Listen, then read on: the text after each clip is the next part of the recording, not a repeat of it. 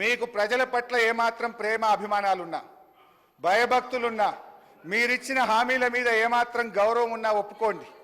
మీకు నీతి నిజాయితీ ఉంటే ఈ బడ్జెట్ ప్రసంగంలో మొదటి వ్యాఖ్యలోనే తెలంగాణ ప్రజలారా మమ్మల్ని క్షమించండి, మేము మాట తప్పినాం, 100 రోజుల్లో 6 గ్యారెంటీలు అమలు చేయలేకపోయినాము అని కన్ఫెషన్ నోట్తో ఉండాల్సి ఉండే అధ్యక్ష. నేను డిమాండ్ చేస్తా ఉన్నా, ఇప్పటికైనా తెలంగాణ ప్రజలకు క్షమాపణ చెప్పండి అని చెప్పి నేను డిమాండ్ చేస్తా ఉన్నా. బీఆర్ఎస్ పార్టీని లక్ష్యంగా చేసుకొని కాదు, ప్రజల్ని లక్ష్యంగా చేసుకొని మీరు మాట్లాడాల్సింది. ప్రజల్ని లక్ష్యంగా చేసుకుంటే ప్రజలు ఇష్టపడతారు, ప్రజలు గమనిస్తున్నారు. ప్రజల పట్ల జవాబుదారీతనంతో వ్యవహరించండి. అభయహస్తం మేనిఫెస్టోలో 6 గ్యారెంటీల్లో 13 హామీలు ఉన్నాయి. వాటి అమలు మాట అటుంచి 13 హామీల ప్రస్తావన కూడా భట్టి గారి బడ్జెట్ ప్రసంగంలో లేకపోవడం నిజంగా దురదృష్టకరం. ఓటాన్ అకౌంట్లో 6 గ్యారెంటీల అమలు కోసం 53,000 కోట్లు పెడితే పూర్తి బడ్జెట్లో అది 47,000కు తగ్గిపోయింది అధ్యక్ష. పెరుగుతుందని ఆశించాం.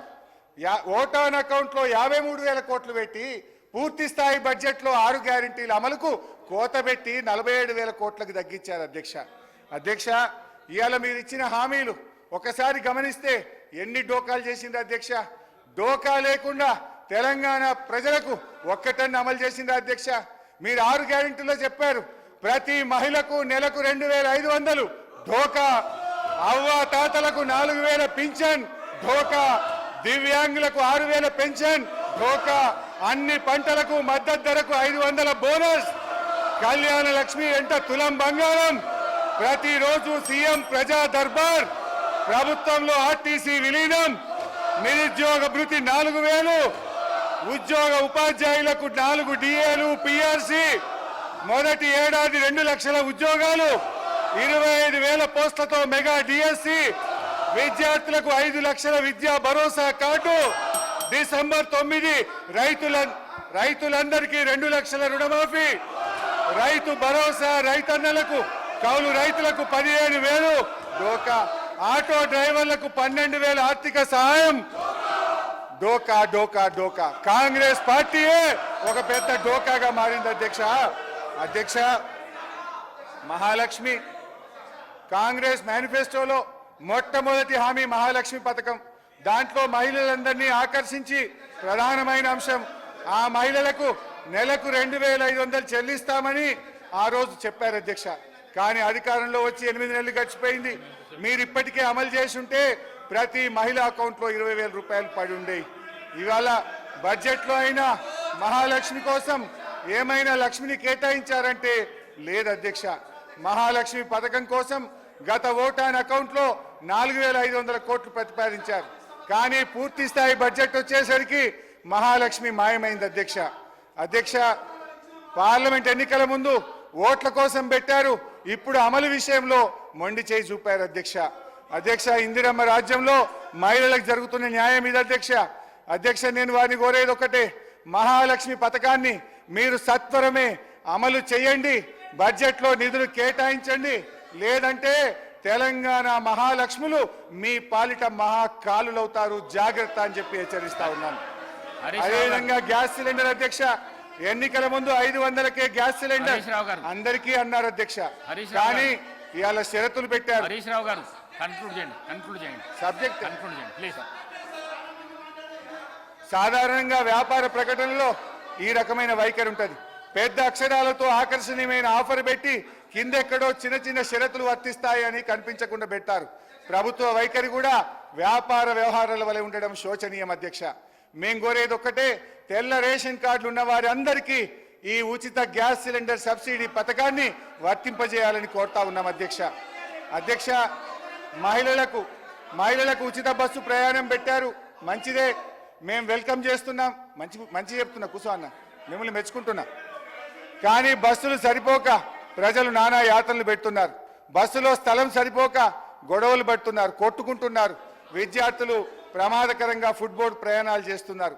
అందువల్ల దయచేసి కొత్త బస్సులు కొనండి, బస్సుల సంఖ్య పెంచండి. ఎక్కడైతే 1,500 గ్రామాలకు బస్సులు లేవో వాటికి బస్సులు వేయాలని చెప్పి మీ ద్వారా ప్రభుత్వానికి విజ్ఞప్తి చేస్తున్నాను అధ్యక్ష. రైతు భరోసా, దయచేసి రైతు భరోసాను వానకాలం పంట కాలానికంటే ముందు ఇవ్వాలి, ఆలస్యమైతుంది. తొందరగా రైతు భరోసాను అందించాలని కోరుతున్నాను. వ్యవసాయ కూలీలకు 12,000 ఇస్తామని బడ్జెట్లో చెప్పారు.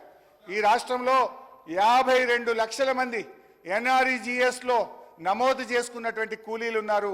మొత్తం 52 లక్షల మందికి నెలకు 12,000 చొప్పున, సంవత్సరానికి 12,000 చొప్పున వారందరికీ ఇవ్వాలి. కోతలు షరతులు పెట్టొద్దని మీ ద్వారా ప్రభుత్వాన్ని కోరుతా ఉన్నాం. అధ్యక్ష, కాంగ్రెస్ పార్టీ మేనిఫెస్టోలో అభయ హస్తంలో భాగంగా ప్రకటించిన వరంగల్ రైతు డిక్లరేషన్లో బోనస్ ఇచ్చే పంటల లిస్టు స్పష్టంగా పేర్కొన్నారు. వరి, మొక్కజొన్న, కందులు, సోయాబీన్, పత్తి, మిర్చి, పసుపు, ఎర్రజొన్న, చెరుకు, జొన్న అన్నింటికీ 500 బోనస్ ఇస్తామన్నారు.